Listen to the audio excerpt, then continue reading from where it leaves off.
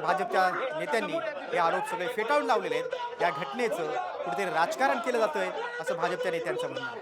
काही वेळापूर्वीच भाजपचे मंत्री उमेदवार सुधीर मुनगंटीवार यांनी देखील सामटेंशी संवाद साधला, त्यावेळी त्यांनी या घटनेचं राजकारण केलं जातं आरोप केला। पोलीस प्रशासनाला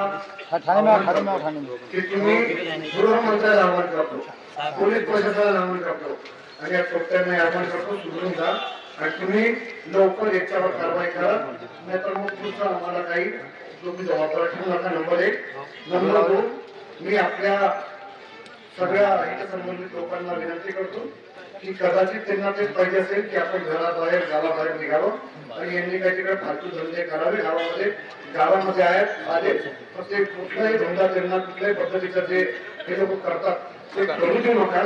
आतमध्ये तक्रार घेण्यात चालू आहे आणि तक्रार घेतल्याच्या नंतर मी हे कधीच बोलणार नाही की सगळे पोलीसवाले कसे आहेत। काही पोलीसवाले चांगले आहे, काही आपल्याला सहकार्य करतात, काही प्रामाणिक आहेत आणि त्या ठिकाणी त्या प्रामाणिक पोलीसवाल्यांचा सुद्धा मी आदर करतो। पण आपण तसे नाही आहोत। एक गोष्ट सांगतो, इकडून जाताना आम्ही जेव्हा इकडून मी होतो राजूकडे येते गेट म्हणून तो राजू ठाकूर गाडीतून होता तर तिकडे धक्काबुक्की झाली, पुढे त्या ठिकाणी होता आणि त्याच्यानंतर मी अनिल बाबासोबत बोलू शकलो नाही कारण की इतक्या परिस्थितीमध्ये मला बोलणं योग्य नाही। आता माझी आईची पण परिस्थिती गंभीर आहे। आई चालली हॉस्पिटलला, आई हॉस्पिटलला गेल्याच्या नंतर आपण सगळं येणारे करू आणि आपण जे आता सध्या शांतता ठेवू। मी जास्त वेळ तुमच्यामध्ये घेत नाही, आपण लोक आपापल्या त्या ठिकाणी इकडे जा। निश्चित रूपाने मला काही पोलीस वाल्यांवर त्या ठिकाणी विश्वास आहे, गृहमंत्री असो की इकडचा तो उमेदवार असो, सगळ्यांनी हे चूक केली आहे, फार मोठी चूक केली आहे। येणाऱ्या दिवसामध्ये त्याला त्यांचं पूर्ण प्रायश्चित भरावंच लागेल। पण आता सगळ्यांनी त्या ठिकाणी शांतता बाळगावं असं मी पोलिसांच्या माध्यमातून पण आणि तिथून मला जे आईने सांगितलं आईने पण सांगितलं सगळे लोक त्या ठिकाणी शांत आपण येणाऱ्या दिवसामध्ये यांच्यावर कारवाई केली आणि त्याच्याशिवाय आपण सोडू नये।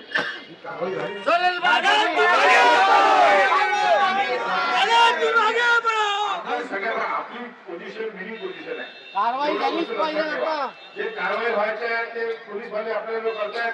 आता ही आयडिया सुद्धा होऊ शकते की तुम्हाला जो गुंतवून तो तुमच्या गावात घुसतील आणि हे काही ठाकूर काही बरोबर नाही आहे, तुम्हाला सगळं माहित आहे। पण शांतता ठेवा, आपल्या इथे जा, आपल्या गावाला जा शांततेनं। आपण इलेक्शन जिंकलो आहे, 26 तारखेला रिझल्ट आपण जुलाब केलेला आहे, एवढं लक्षात ठेवा।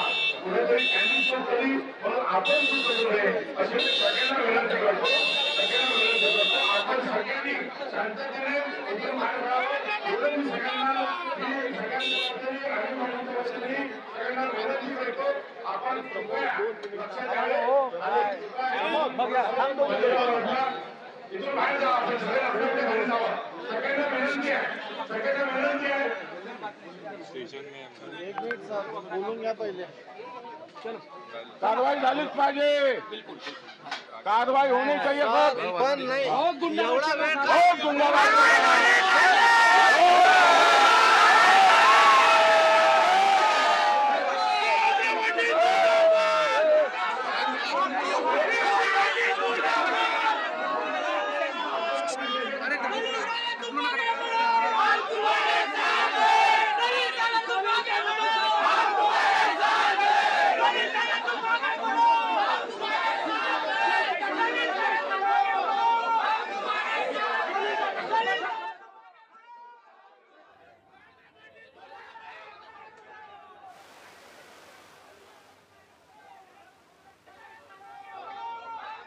आपण बघतो की काही वेळापूर्वीच अनिल देशमुख यांचे पुत्र सलील देशमुख यांनी शांततेचं आवाहन केलं आणि या प्रकरणी त्वरित कारवाई झाली पाहिजे, ज्यांनी हल्ला केला त्यांना अटक झाली पाहिजे अशी मागणी देखील केली। कारवाई झालीच पाहिजे। आपण दृश्यामध्ये बघतोय सलील देशमुख आपल्याला दिसत आहेत। काही वेळापूर्वीच त्यांनी आपल्या कार्यकर्त्यांशी संवाद साधला आणि सगळ्यांना शांतता राखण्याचं आवाहन देखील केलं। मात्र या भाड हल्ल्याचा निषेध करतच हल्ला करणाऱ्यांना त्वरित पकडा, कारवाई झालीच पाहिजे अशी मागणी देखील त्यांनी केली।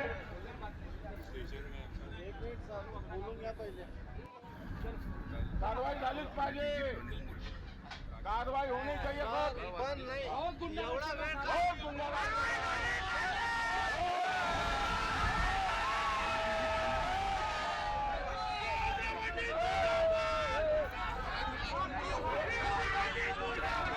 अनिल देशमुखांना आता काटोलवरून नागपूरच्या रुग्णालयात दाखल करण्यात आलेलं आहे. त्यानंतर मात्र अनिल देशमुखांचे कार्यकर्ते समर्थक राष्ट्रवादी काँग्रेस शरद पवार पक्षाचे कार्यकर्ते कमालीचे आक्रमक झाले.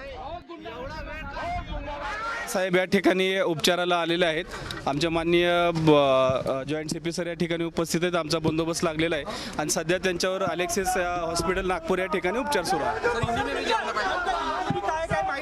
नाही ते डॉक्टर सांगतील उपचारानंतर. नाही त्याबद्दल मला बोलता येणार नाही, फक्त सध्या उपचार चालू आहे.